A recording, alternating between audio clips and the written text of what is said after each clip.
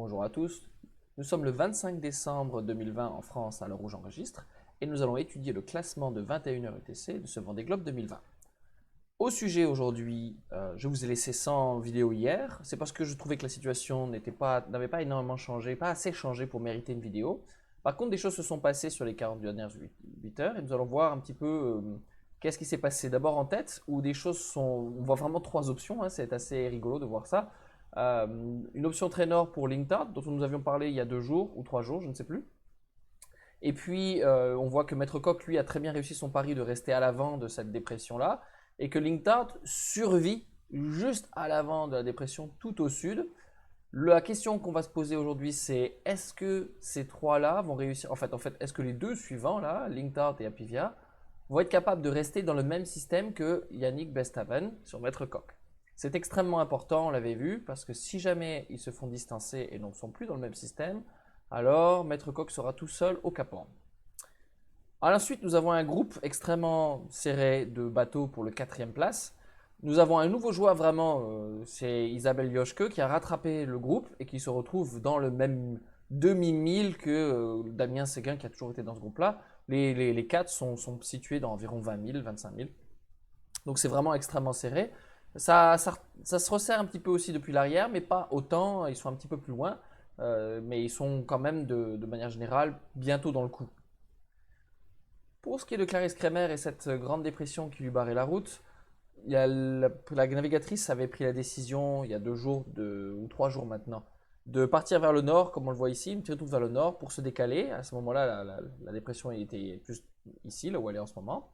Et elle s'est située dans une route en cloche, le nord, puis descend légèrement vers le sud, pour laisser passer la dépression. De même que Romain Athanasio, qui a fait une très belle cloche, comme on peut le voir, puis un empannage encore, parce qu'il est plus en arrière de la dépression. Le seul qui a chaud aux fesses en ce moment, c'est Louis Burton, qui passe vraiment juste à l'avant, qui a des vents quand même assez forts, pas horrible, hein, 26 nœuds pour le moment établi, mais enfin dans les rafales, ça doit être assez fort, et qui navigue plutôt près du vent, donc il n'a pas des vitesses formidables.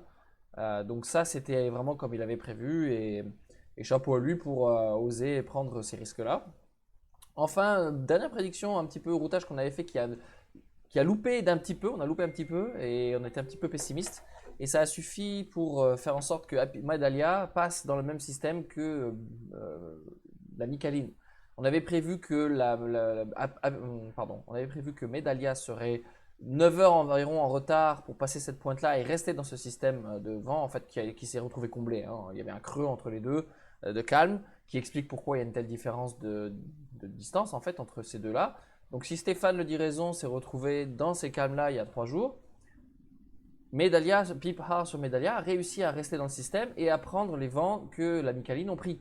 Et même, j'allais dire même que la fabrique. Ce qui était un petit peu, qui était très juste, hein, mais d'après le routage que j'avais fait, qui était peut-être un peu pessimiste au niveau de la polaire, elle a réussi à faire son pari, à rester dedans. Et la voilà donc collée à la Micaline, avec une vitesse qui est un petit peu en dessous en ce moment, mais elle a un bateau plus ancien. En tout cas, bravo pour Pipar avoir réussi ce pari et rester collé sur la 17e place dont maintenant elle a pas mal de distance par rapport au 18e. Au final, celui qui va prendre sa place sera probablement Charal. Il y a encore le temps, ils sont situés quand même assez loin. Mais Charal continue sa remontée, son excellente remontée. Du côté routage, nous avons d'abord, on va regarder un petit peu la route de Maître Coq. Il y a 2 jours, nous avions vu que s'il restait devant l'anticyclone, il prendrait ensuite une route vers le nord pour aller rejoindre la dépression, qui est une petite dépression, un front actif, on dirait plutôt, qui apporte des vents contraires, mais qui va l'amener vers l'est de façon assez rapide. Et donc c'est un peu ce qu'il a fait, et il se retrouve donc maintenant plus au nord que ce qu'il était il y a 2 jours. Et si on joue un petit peu la météo, on voit que cette dépression-là qui vient va l'amener des vents de près, mais il va ensuite en profiter pour, après s'être recalé vers le nord, descendre a priori vers le sud, poussé par des vents plutôt légèrement portants, ou en tout cas au travers. Ce sont des bons vents assez forts. Il est situé très très proche de là où on l'avait prévu. Je crois qu'on l'avait prévu un petit peu plus en avant dans cette zone-là, mais c'est vraiment très proche sur 3 jours. Je trouve que le routage et les polaires que j'ai dans les vents assez faibles sont vraiment très proches de la réalité et de ce qu'ils sont capables de faire. Et puis, ben, a priori, donc j'ai pas fait de routage très élaboré qui éviterait ces zones de fort vent. Ici, ils seront situés très portants, donc a priori c'est à fond vers le Cap Horn qu'on voit ici. Il pourrait profiter ou il pourrait prendre une route un peu plus sud qui serait plus tranquille et moins risquée.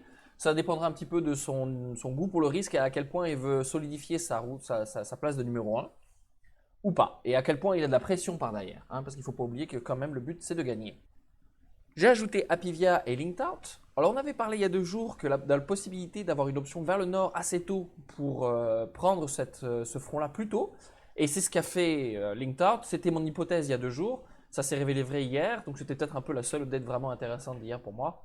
Et donc il a pris clairement une route nord, et on le voit, donc il va profiter de vent contraire, mais plus fort que les 2 compères qui sont derrière.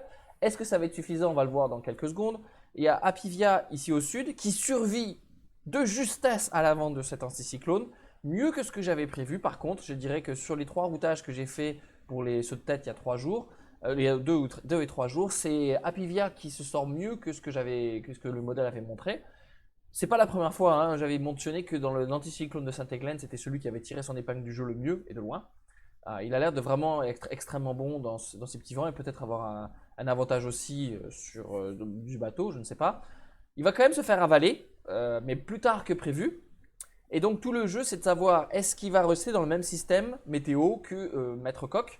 Et quand on joue un petit peu dans quelques jours, il va se retrouver à monter vers le nord dans pas très longtemps, hein, parce qu'il faut qu'il puisse aller prendre ce front-là assez vite. Et l'avantage d'être positionné, on voit qu'en fait, il est positionné suffisamment est pour pouvoir prendre le front vraiment dans son point le plus sud, alors que quand on est trop en arrière, on est obligé de remonter pas mal vers le nord pour aller prendre ces vents-là qui remontent un petit peu vers le nord, d'accord? Donc c'est l'avantage d'être resté un petit peu plus proche de Maître Coq. Il est capable de prendre une route plus sud et de rester quand même assez proche des vents que Maître Coq lui va pouvoir profiter. Et on voit que sur l'isochronie de Maître Coq ici, qui a priori l'annonce comme étant annonçant comme une route assez nord ici, on peut voir que l'isochrone est quasiment verticale, donc Maître Coq pourrait se situer à peu près n'importe où sur cette route-là, il pourrait se retrouver beaucoup plus proche d'Apivia et pourrait prendre une route moins nord que prévu, même si a priori il y a un petit avantage à aller dans le nord pour la suite en fait. Par contre pour Linked Out, on peut voir qu'il y a, si l'option nord, bon, et le tunnel dans lequel il peut placer son bateau est aussi grand que ceci, on est quand même beaucoup plus loin. Et en fait, le risque, c'est de se retrouver absorbé par l'anticyclone derrière quand la dépression avance assez vite. Et on peut voir que le déplacement de cette dépression-là est quand même assez rapide. Euh, et donc, si je regarde, tiens, quand est-ce qu'on est là déjà? Ça, c'est Maître Coq, mais peu importe. Le 27 décembre. Le 27 décembre, on voit qu'a priori, déjà, Linked est dangereusement loin, même si cette dépression-là est quand même très grosse. Et si on regarde un petit peu plus long terme, on voit bien que Apivia va rester vraiment proche a priori, va pouvoir en tout cas rester proche du même système de Maître Coq. Par contre, Linked Out, lui, se retrouve vraiment en bordure de cette zone-là. Là, c'est vraiment très juste. Alors, ça dépendra un petit peu à quel point il est capable de cravacher et de faire une meilleure marche que ce que mes modèles prévoient. Mais une fois qu'on est dangereusement proche de la zone de bordure de la dépression, on est à la fois dans des mers assez fortes quand même encore et des vents faiblissants, et donc les autres devants peuvent devancer.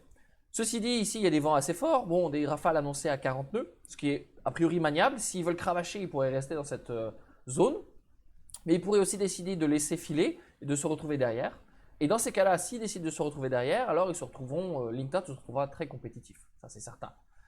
Pour le moment, j'ai prévu qu'ils cravacheraient quand même pas mal fort parce que les deux, a priori, Apivia et Maître Coq, vont être dans le même système. Ça, c'est un petit peu la surprise pour moi et à quel point l'importance de quelques milles, en fait, hein, peut-être une dizaine de milles d'avant ou d'arrière, peut jouer et faire une grosse différence. Donc, a priori, c'est ça que j'ai routé. Alors, on voit que dans pas très longtemps, a priori, ils vont se retrouver quand même encalminés et ne pourront pas suivre cette dépression-là qui se déroule vite. Donc, ils vont devoir faire patienter un petit peu et passeront le Cap Horn après le 31 décembre, ça c'est sûr. On est ici, je crois qu'on est ici le 1er janvier. J'ai routé à peu près au 1er janvier. 31 décembre, 1er janvier, ouais, c'est ça. Jusqu'ici, là, ils vont être à peu près au 1er janvier. Et Linked risque d'être pas mal distancé parce qu'il va prendre cette dépression-là un peu tard. La dernière question que je me poserai aujourd'hui, c'est comment est-ce que le groupe de chasseurs va naviguer dans les jours qui viennent par rapport au troisième principalement, vu que on a vu que le troisième avait une chance de se retrouver décroché. C'est pas encore complètement décidé, mais c'est quand même assez chaud.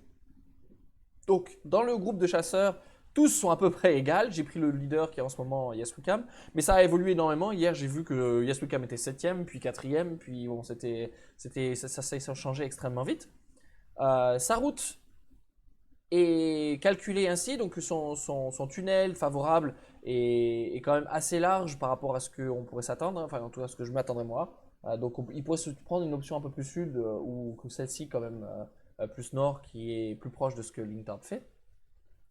Et puis donc ici à cet endroit-là, on peut voir qu'on est plus est lorsqu'on prend une option sud et beaucoup plus l'option nord, hein, par contre, ralentit beaucoup parce qu'on ne peut pas faire route directe vu que cette dépression-là apporte des vents contraires.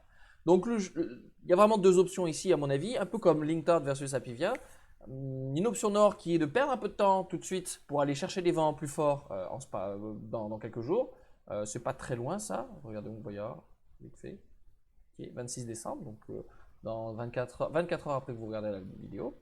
Mais par contre, les choses changent après quelques jours, où on voit que prendre une option nord permet de prendre la dépression ici avec des vents plus favorables. Parce que même si on touche des vents assez forts à ce moment-là, même si on prend une option sud, on se retrouve avec des vents beaucoup plus défavorables qui permet à l'option nord d'accélérer beaucoup.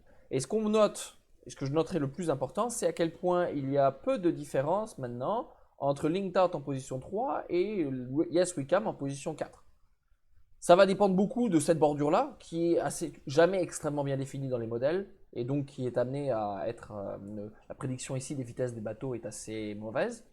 Et donc ça va se jouer à très très peu, et il est tout à fait possible que Lintard se situe en fait plus en avant, ou au contraire un peu plus en arrière, et que la place numéro 3 soit à nouveau en jeu. Ce qui n'est pas bonne nouvelle pour Thomas Ruyant, mais une très bonne nouvelle pour ceux qui suivent. Et il est tout à fait possible que nous ayons un groupe de 2 personnes, de 2 bateaux à l'avant, et ensuite la troisième place qui soit extrêmement disputée. On verra ça dans 5 jours environ. En attendant, je vous souhaite bon vent, bonne mer, et je vous dis à demain matin.